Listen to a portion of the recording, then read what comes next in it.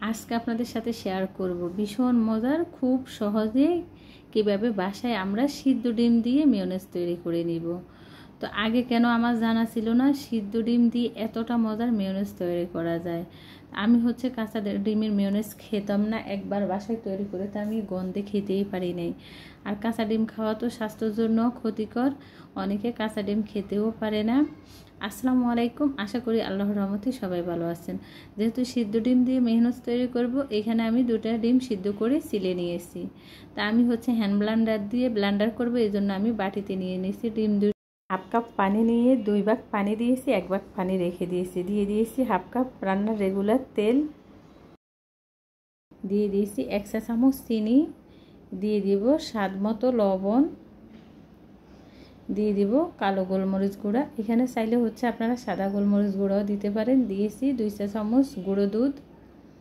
এখন দিয়ে দিব আমি 1 চা চামচ ভিনেগার। ভিনেগারের পরিবর্তে আপনারা এখানে লেবুর রসও দিতে পারেন। তো আমি হ্যান্ড ব্লেন্ডার দিয়ে ব্লেন্ডার করে নিচ্ছি। প্রথমে একবারই ছিটে গেছে, যেহেতু আমার বাটিটা অনেক মেলা। আপনারা এই কাজটা ব্লেন্ডারে করবেন, তাহলে খুব তাড়াতাড়ি হবে। আমার 5 মিনিট সময় লেগেছে এটার ঘনত্ব আসার জন্য, যেহেতু আমি হ্যান্ড ব্লেন্ডারে ব্লেন্ডার করেছি। তো আমার মেয়োনেজ তৈরি করা হয়ে গেছে। আমি আপনাদেরকে দেখিয়ে দিচ্ছি কতটা পারফেক্ট হয়েছে। আর আপনারা যদি এই মেয়োনেজগুলো আরও ঘন করতে চান, তাহলে পানির পরিমাণ কমিয়ে দিবেন। আমার কাছে এই ঘনত্ব মেয়োনেজ খেতে ভীষণ ভালো লাগে, এই জন্য আমি একটু পাতলা করেছি। সব কিছুর পরিমাণ ঠিক রাখবেন, শুধু আপনারা পানির পরিমাণটা কমিয়ে দিবেন। আমি একটা বাটিতে ঢেলে নিয়েছি।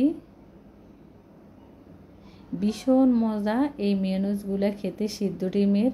আর অনেকে তো কাঁচা ডিমের মেয়োনেজ খেতে পারে না, যেহেতু গন্ধ অনেকের ডিমের সহ্য হয় না। কিন্তু এইভাবে মেয়োনেজ তৈরি করবেন, কোনো গন্ধই থাকবে না ডিমের।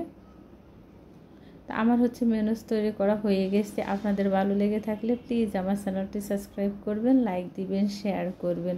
তা আমি একটু স্যান্ডউইচ বানিয়ে নিব। আমি এখানে কিছু শসা আর মুরগি মাংস নিয়েছি। আমি দিয়ে দিচ্ছি মেয়োনেজ। এই মেয়োনেজগুলো আমি এমনিতেও খাই, আমার এমনিতেও খেতে ভালো লাগে। তো আপনারা চাইলে স্যান্ডউইচ কিংবা চিকেন ফ্রাই, তারপর সালাদ করেও এই মেয়োনেজগুলো খেতে পারবেন।